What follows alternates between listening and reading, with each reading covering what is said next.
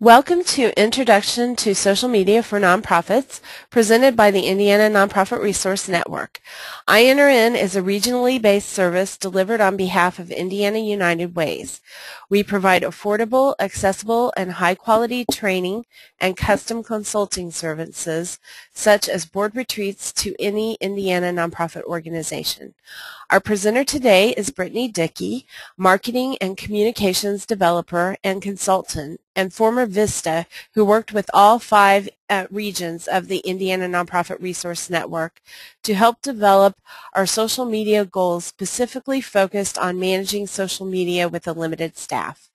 Brittany developed this presentation in conjunction with fellow VISTA, Allison Baker. Welcome, Brittany. Thank you so much, and I want to thank all of you for attending today. I really hope you get a lot out of this. I know that myself and working with the Nonprofit Resource Network, we're really excited to be able to offer you this information because we know it's something that you're really needing and wanting. So, like I said, I hope you get a lot out of this. I'm going to start off today by going over what we'll discuss in this webinar. This is definitely an introduction. There are probably some new ideas presented even if you are already using social media, but it is a sort of brief outline to help you start the decision-making process and be aware of what options are out there for nonprofits. So firstly, we'll go over the outcomes and goals for this webinar. Then we'll go over the INRN Social Media Constituent Survey findings, and then Social Media Foundation elements, followed by key messages, and then get to the basics of social media outlets, and then we will have questions to be submitted at the end of the webinar. Now here are the outcomes and goals that we have for this webinar. And firstly, we want you to become aware of which social media outlets are being used by other Indiana nonprofits. We want you to understand the strategic foundations important to any nonprofit wishing to explore or implement a social media outlet or initiative. We want you to learn how to prepare key messages that are specific to your organization or your programs and initiatives. We want you to establish an understanding of each social media outlet as well as the overall opportunity for social media. We want you to be better equipped to have conversations around whether social media implementation is right for your organization and have conversations with your board members, staff, and other stakeholders. We also want you to be aware of reliable social media and technology resources for nonprofits.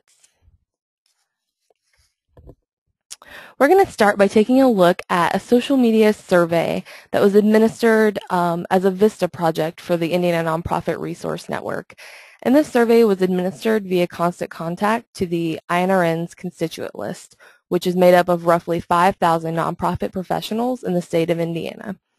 All 5 of the regions, which naturally are, Central, Southern, Eastern, Western, and Northern, had near equal representations of respondents to this survey.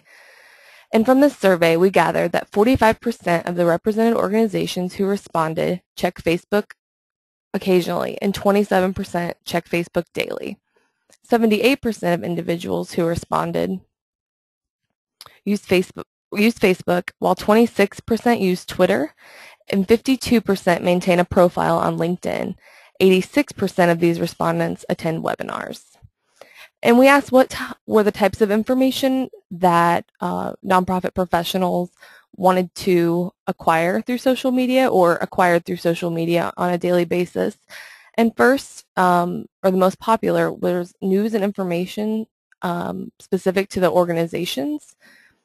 And secondly, general nonprofit sector information. And third, news and updates specific to other nonprofits, partners, or related colleagues.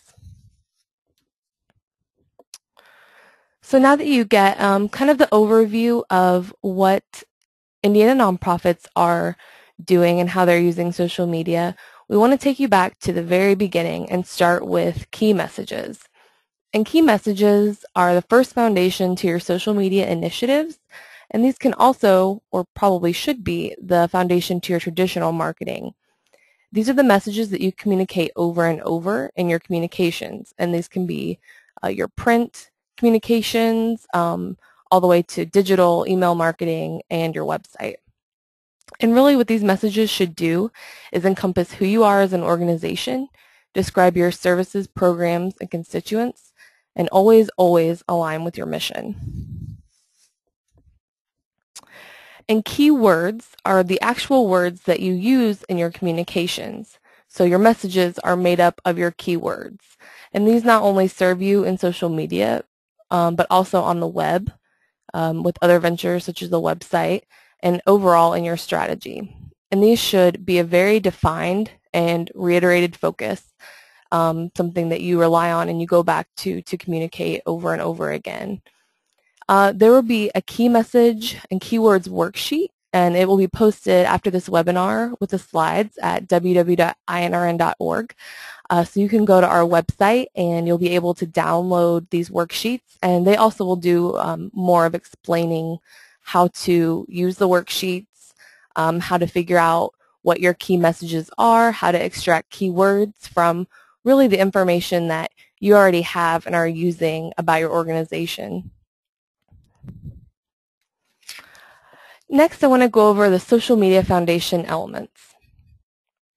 Social media is not a lone arrow shot at a target, meaning social media really complements all of your other marketing strategies. And these are the elements that you need to have in place in order for your social media ventures to really be successful. Firstly, you need to have a strategized website. In 2012, really every organization needs to have some kind of website.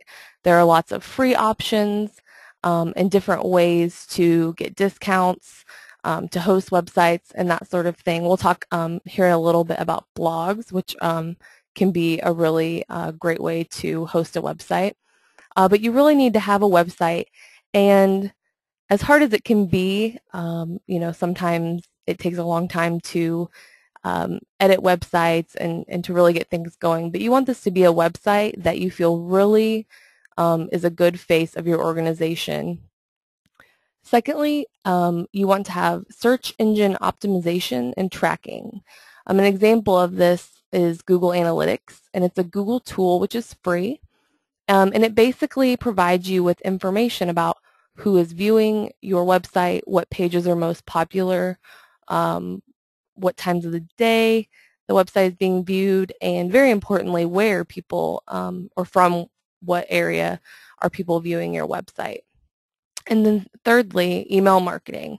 And really the SEO and tracking can come after the email marketing. I'm sure most nonprofits, most of you have email marketing set in place. If you do not, please, please focus on this. This is still the most important tool to use online, and it is the most used and gets the best effect by using email marketing. So definitely make sure your email marketing and your website are in line with your organization and you're using them and comfortable using them before you really try to dive into social media. Just a moment to talk about branding consideration.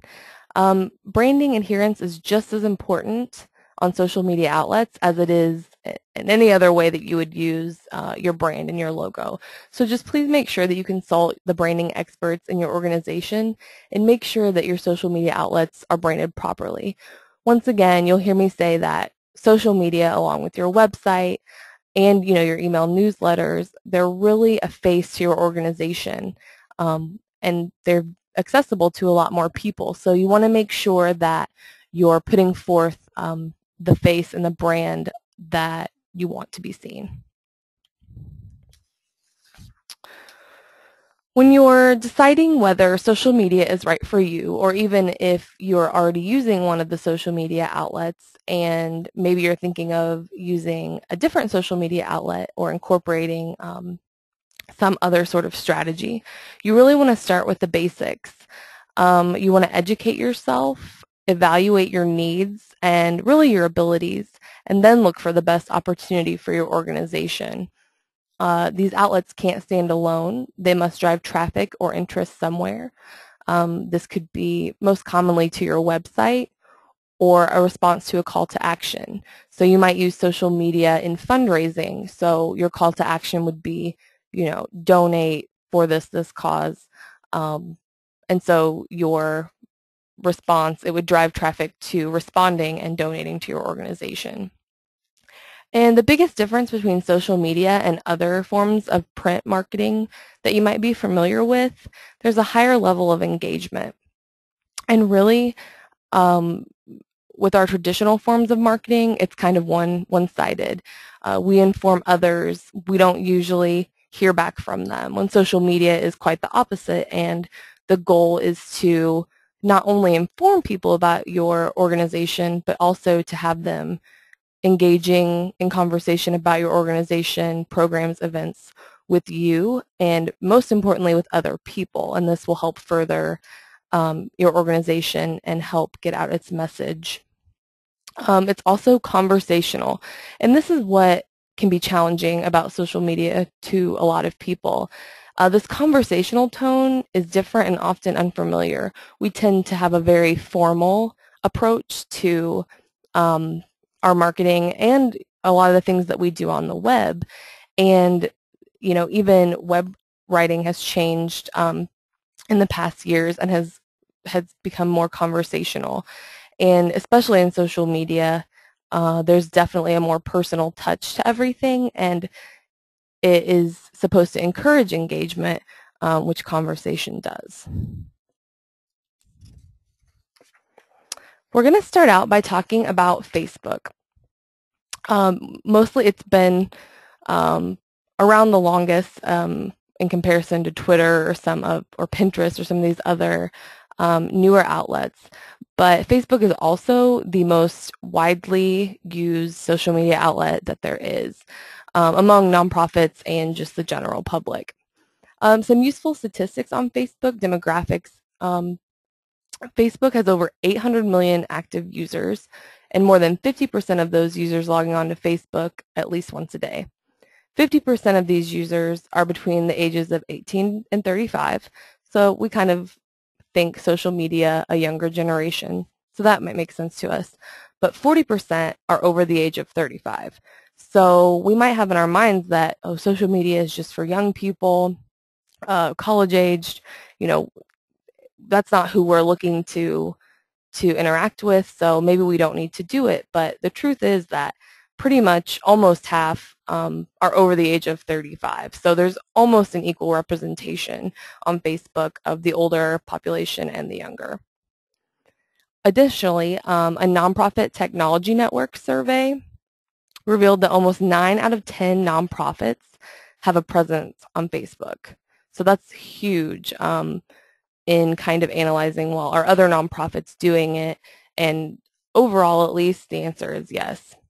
In general, nonprofits who use Facebook utilize the community page setup, and these pages are designed to allow supporters of an organization to follow the page and receive updates and posts by the nonprofit. The new timeline also allows organizations to draw notice to milestones within the organization, and the day it was established, when different new employees joined the team, when fundraising goals were matched, and really any goals or achievements you see in your nonprofit, you can let others be aware of those. And this creates a sense of familiarity between a constituent and the organization. This is one of the easiest ways for organizations and constituents to communicate with one another and for supporters to really stay in the know of what's going on with the organization. Facebook is wonderful for generating discussion between organizations and constituents. You can comment, like, and directly post to these community pages, and this allows supporters to express concerns, questions, and praise of the organization's posted content. Also, this makes responding to the opinions of constituents very easy for our organization. And this is also a great way to engage supporters in call to actions like photo contests, polls, and donations. And this allows constituents the opportunity to participate in the organization, their activities, and support the causes really easily and conveniently. Some positive uses of Facebook, as I mentioned, it generates discussion and awareness of your organization. And we also kind of went back to the beginning of our Facebook conversation where, you know, 89% of nonprofits are using Facebook. So really, there are lots of connections to be made, which is a big part of social media as well, in a way to communicate not only to your constituents, but also the other organizations in your community. And also you can monitor, like I said, the activity of other nonprofits. And this is really great in creating relationships and, potentially partnerships in the future. There are some drawbacks to using Facebook. It's easy to lose fans due to the lack of involvement. So if you do a lot of work and you have a lot of fans, but something comes up and say the person that usually updates leaves or is on vacation and you haven't provided a way to continue making posts, that's going to be noticed, and that can cause people to draw back and not be as engaged in your page. It's also harder to be noticed under new Facebook changes. And just speaking to Facebook changes, it kind of goes with any social media outlet that you're going to want to use, but Facebook, they love to make changes, and while we always hope that these changes are for a better user experience, we can't always be positive of that. So also, I guess, a drawback and a positive, there will always probably at some point be something you need to learn or adapt to as Facebook is constantly changing. So talking about the time commitment involved, Idealware surveys showed that nonprofits who spend an average of 2.6 hours per week saw a positive impact from their Facebook page. An organization should try to post 2 to 3 times per week to gain fans and spread the word of their presence online. Some best practices: always share photos or links to other websites. This is because those types of posts go to the top of feeds, so they're more likely to be seen. Encourage your staff members, constituents, or partnering organizations to like your page, which is what we would call a call to action. And integrate Facebook into your e-newsletter, website, blog, and etc. And this is also integrating it into your e-newsletter, website, and blogs really are the first steps to start to get a following on Facebook as well. And one of the examples we have here is of the Humane Society's Facebook page, and it's really well done, which they're a huge nonprofit organization, so you would expect that. But I really encourage you, even on your personal accounts on Facebook, if you're using it, you can search for nonprofits in your community if you haven't already had those shared with you, and really take a look at what they're doing. A big part of learning any of these outlets is observing what other nonprofits are doing on the outlets already, and that's a great way to get best practices, a great way to see, oh, I really like this organization's approach. They're similar to ours, and these are some things that I think would work well for our organization too. And here are some examples taken directly from Facebook. The Nonprofit Technology Network, which is also a great resource for anything technology-based for nonprofits. And this post is great for a lot of reasons. You can see here with this little notepad that there are 8 shares. You can see that also, following the best practices, they're sharing a link. And they're also mentioning their partners. And why this is especially great is when you mention, say, Blackbaud, which has, I'm sure, thousands upon thousands of followers, they will see this post and they will see your organization and be able to see your post. Also, there are a good number of people liking it, and there are lots of comments, and they're all positive. So really, sharing the link and mentioning partners, that is a huge best practice that you should follow. And this other kind of fun drawing, it shows that you can lighten up on Facebook a little bit. Think of, your constituents, think of the types of people you work with, and you can share these fun things. This really builds a strong connection to your constituents because they can relate to some of the humorous things that you share. We're going to move on now to blogs and do a basic review of kind of what is blogging and how to do it and what are some options that you have. So basically, a blog is a web-based publishing tool, And this type of social media outlet has actually been around for a long time. When they started out, they had a little bit different of a format, and they all look the same. Now there are tons and tons of options, so a blog can look just like a normal website. It can be hosted from a host site like WordPress.com. So you would go to WordPress.com, there would be a backslash and whatever you wanted the page to be called. But many organizations choose to host their blog on their own website. And this is recommended because it really strengthens ownership and branding. And both ways of publishing a blog are used for the same purposes. Traffic is driven to blogs by search engines, but mostly social media. So you're advertising your new posts that you made. Blogs are extremely easy to use. If you can use Microsoft Word, you can create blog posts. And they're extremely customizable, as I mentioned before. And it's really easy to plug in your brand and make it represent the other marketing tools that you have. There are lots of add-ons called plugins. An example of one of these add-ons you might have seen if you've viewed someone's blog is a Twitter feed. So to the right or the left of the page, you can see all the different tweets that either the blog owner has created or are being said about that blog. So some positive aspects of hosting and writing blogs. It's a great way to engage and educate constituents in lengthier posts. So of all the social media outlets, your blog is going to be the longest in terms of length. And this can be a branded extension of your website when needed or desired. You have a great opportunity to tell stories in a conversational tone. And this can position you as a thought leader in a specific area and become a trusted source of information for your constituents and community. Also, these blogs require less day-to-day time. When you write the post on a schedule, really you aren't expected to write a blog post every day necessarily. You want to be consistent, but you can write the post, and you can do this ahead of time, however it fits into your schedule, and then you'll just need to check the blog for comments so that you can support that engagement.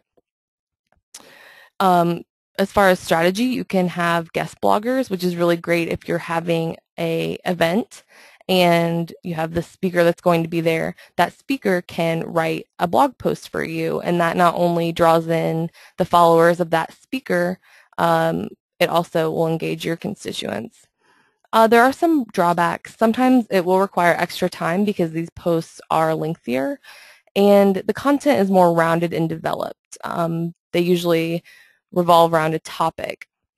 And this is a good thing, but it's also, can be negative because there's more time and probably effort involved, in regards to the fact that you want it to be well written. Also, an abandoned blog is worse than no blog at all. This kind of stands for other social media outlets, but is especially true of blogs.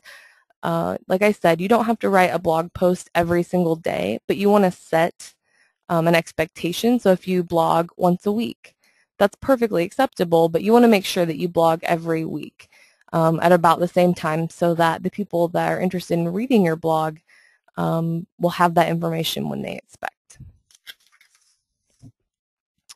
Talking about the time commitment and required resources, you should update your blog at least once per week.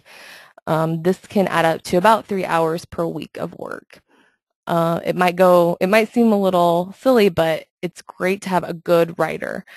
If you have someone writing your blog that doesn't really like to write, the blog might suffer. So definitely try to find someone in your organization, your staff, board member that really likes to write and that you would consider a good writer. And like I said, you can also use guest bloggers, and that's a great way to, spend a little less time and divvy up the load. You also want to have the consistency in posting in a timely manner. Here we have 2 examples of blogs, and I apologize that you probably can't just click on that, but if you search Beth Kanter in Google or John Hayden, you'll find their blogs very easily, and these 2 have fantastic blogs, not just in terms of the way they've branded them, their consistency. But as far as resources, these two people have awesome, awesome information that's really easy to digest, and they cover so many topics regarding nonprofit technology. So I really encourage you to follow these two and to read their blogs very often. And here we have an example of a blog, and this is a blog that is hosted on the organization's website. And so this is what a blog looks like. So now if you were kind of confused, you think, oh, of course, I know what a blog is. I know what it looks like. But this is just a really well-branded blog. And you can just kind of see the type of content. It's based on a topic. It has the author, and then you have different ways to engage social media down here on the right. Now we're going to move to LinkedIn.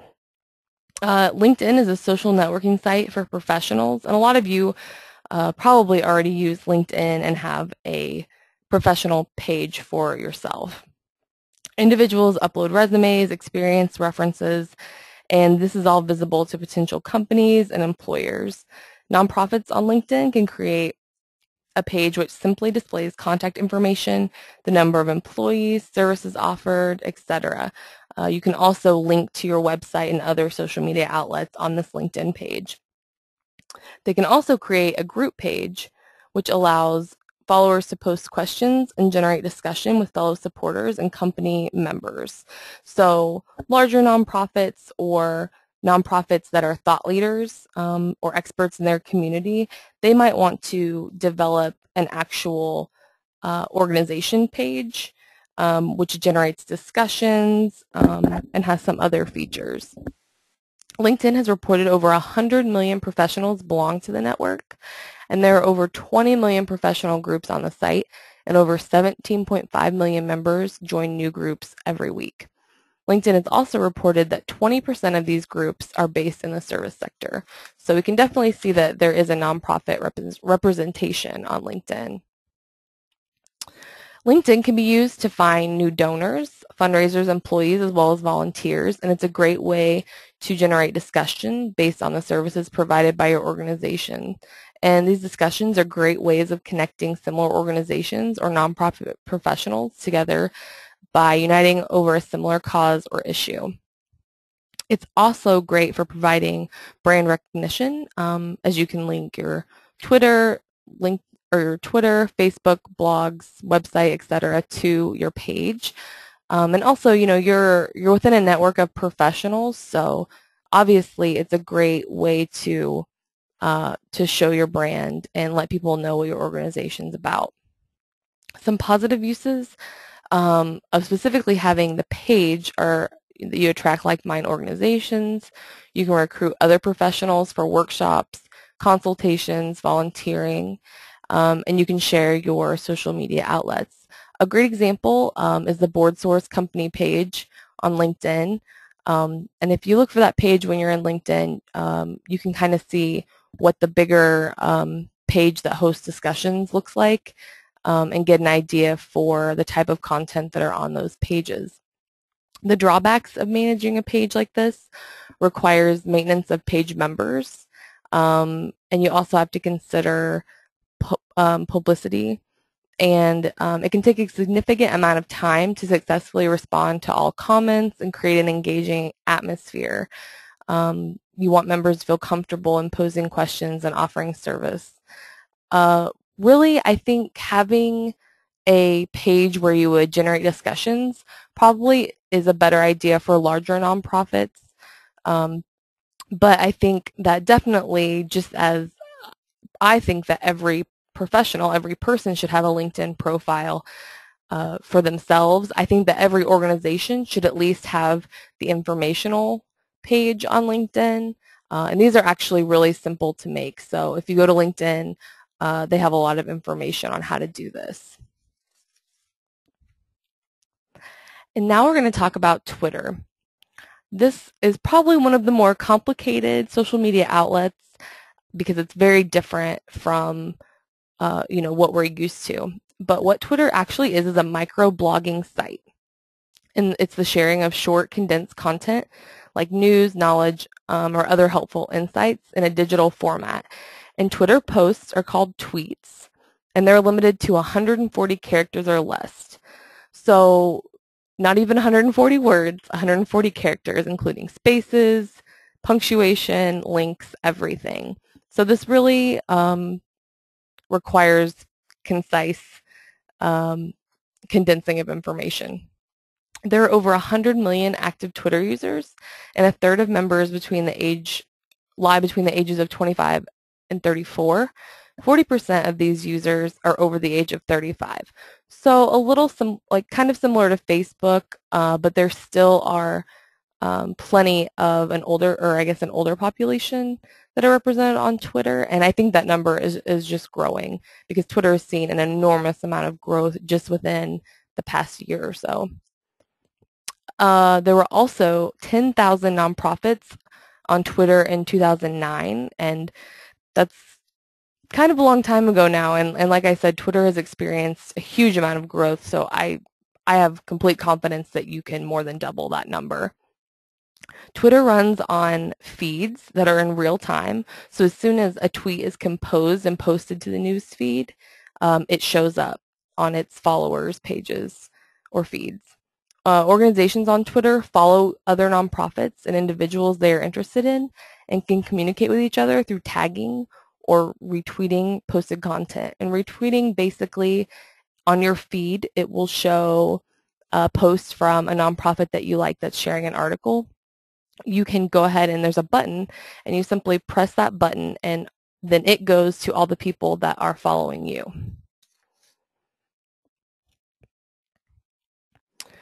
Twitter is really beneficial because you always receive up-to-date immediate information, and it makes staying current with the latest headlines and topics much easier for nonprofits. Communication with nonprofit leaders and organizations on Twitter is also incredibly easy. And I know myself, I've been able to communicate with large national organizations on Twitter, as well as people like Beth Kanter and John Hayden.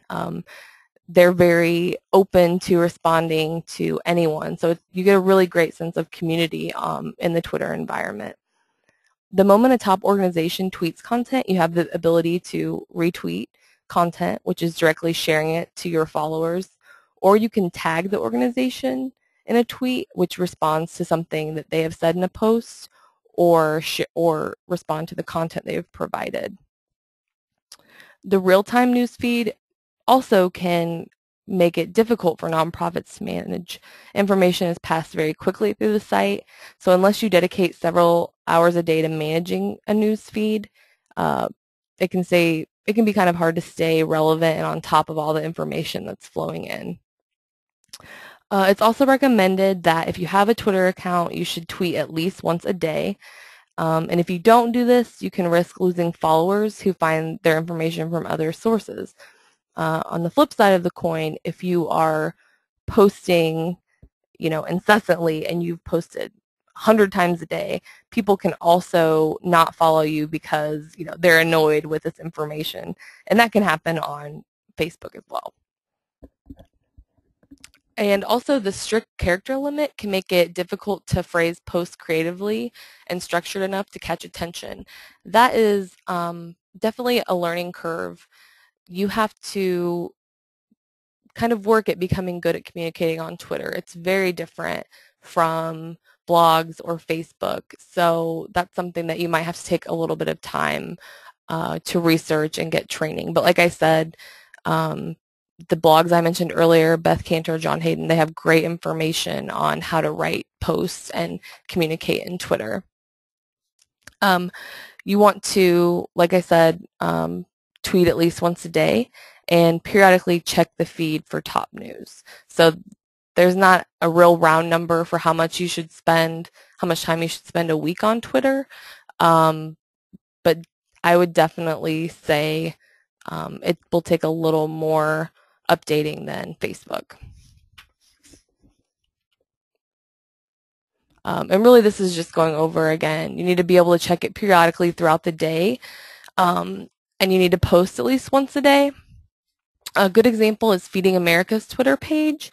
But as I mentioned with Facebook, you can go onto twitter.com and you can search for organizations that you're familiar with in your community or on a national level and see what they're doing. And you want to find organizations like yours to sort of mimic the things about their content on social media outlets that you would like to mimic in your strategy.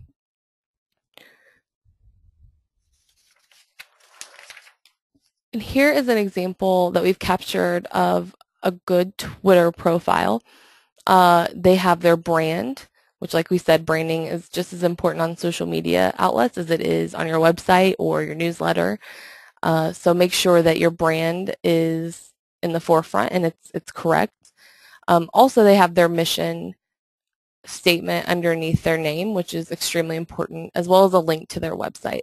So as I mentioned, you always want to drive the traffic and the interest somewhere, and usually it's to your website. They also are in these two posts mentioning other organizations, their agencies, and they're also taking part in kind of what you'd call an event on Twitter. And on Tuesdays, it is customary for people to share and mention different agencies in order to get them followers. So they're participating in that, which, like I said, Twitter is really based on community. And so this is really participating in that community atmosphere. And also, one thing that you can do is they're using Twitter to help find applicants for a job that's open. So, and this bit.ly is a link, and if you click on that link, it takes you to, UnitedWayOfToronto.com, the hiring page, but it also will track who all is going to this page. So that's a really great tool. So now that we've given you an overview of these outlets and kind of what's expected as far as time commitment, some of the best practices, some of the audience information, I want to tell you about a thing called a dashboard tool, and specifically the dashboard tool Hootsuite. So a dashboard tool allows you to access and see all your social media channels from one place. Even if you only have, say one Twitter account, you can set up little feeds that will give you information from other nonprofits that you're watching and trying to learn from. And if you can't quite get it, just think of your car dashboard and you can see all of these different things. That's exactly what a dashboard tool is for social media. These tools also provide analytics, charts, and allow you to see how engaged your networks are. And really, especially speaking to Hootsuite, it is a time and lifesaver. And I have trained on Hootsuite because, nonprofits, we don't really have enough time to do the things we're already doing, more or less invest more time into a social media strategy. And so tools like Hootsuite really help manage the workload. And there are also some other dashboard options which you can investigate, and if you think that those would work better for you, then definitely try those. I prefer Hootsuite, and this is a picture of what it looks like inside Hootsuite when you log in. You have your Twitter, and then you also have different tabs for your Facebook page. But really, Hootsuite you can access from anywhere at any time, and multiple users can use this. So some of the other dashboard tools actually download to your computer, and so you have to be on your desktop computer in your office to be able to access your social media outlets, which I don't think is very convenient because how often are we really just sitting at our desks? So with Hootsuite, it is run and hosted, it's hosted on the internet. So as long as you have an internet connection, you can access and make posts, respond to posts, view what other people are posting, and also anyone on your team that might be updating your social media can log into Hootsuite from the same place. So in this view, you can see the different social media streams. And also, what I think makes dashboard tools so useful is that you can post and schedule content. There's a post box where you can spontaneously enter posts if you would like, but I think it's extremely useful to schedule posts ahead of time. You're always going to have to account for engagement, so you can't just make posts a month ahead of time and say, I'm going to make 10 posts for the month and then I'm done. That's a great way to start, but I encourage you to always, maybe make additional posts and always monitor, because you want to support that engagement by responding and by also liking and sharing things that other nonprofits have posted. Like I mentioned before, there is a way to take a link. So if you're sharing a link to an event that's on your website, you can put that link into what they call a shrinker, and you can put that link in your post. You can put that link on a Twitter post, or you can put it on Facebook. And when people click that, it captures information and you can get analytics from that link. So that's a really great tool that can help you measure your engagement, and that's really important for your outcomes and evaluating your strategy. So Hootsuite is really a powerful tool for a small nonprofit staff because of, as I mentioned, the advanced scheduling. All of your outlets are in one place, so you don't have to be logged in to 4 different websites and have all these different windows. You can log into Hootsuite and be able to see everything that's going on all in one place. You have the analytics and measurement, which are very important to not only supporting your outcomes, but also, supporting your convincing of a board or staff to continue to support your social media initiatives. And as we mentioned, the accessibility, it's just really easy to log on at hootsuite.com from any internet connection and be able to access all of your outlets. Hootsuite Pro is $5.95 a month, and it adds on many features the free version does not. However, you can always do the free version that's available. Start from there. Explore. I believe there might be a trial for the Pro version that's free for, say a month, and then you have to cancel. But definitely get the free version, and even just to see what it's all about. You can put your own personal Facebook account on there if you're just trying to figure out how it works, and be able to see how everything runs and how to make posts and that sort of thing. But really, Hootsuite is used by is mostly used by nonprofits, as far as, I guess, nonprofits are using Hootsuite and not other outlets. So I think that's one thing to consider. And obviously, big corporations are using Hootsuite. It's extremely popular, and they have lots and lots of resources and even training certificates available in Hootsuite. So definitely look into it. And don't worry, because it seems really confusing. It's definitely something to be learned. So the goal of this whole Hootsuite section wasn't to confuse you, but to show you what it's capable of doing and how it actually helps you out. Because I think for, in my experience, a small nonprofit staff, it's overwhelming the amount of time and effort that it can take to monitor and post content on social media. And I really believe that dashboard tools, specifically Hootsuite, make this possible when otherwise it might be impossible. So it's hard. Juggling social media is hard even for professionals, even companies or nonprofits that have 5 to 10 staff dedicated to social media alone. They still use these tools because it's effective, and it really helps manage their time. So look into Hootsuite.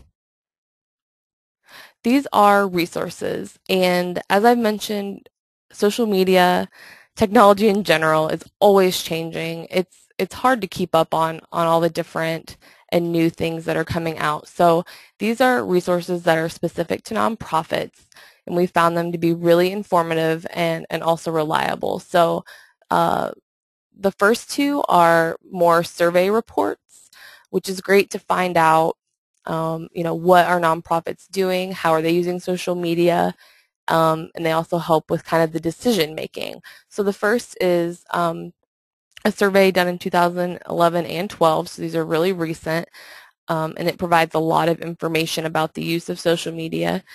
The second is an Idealware guide, and it partners surveying with worksheets and advice and information on how to decide which social media outlet is right for your organization, and also where to begin when you decide, okay, I want to try this.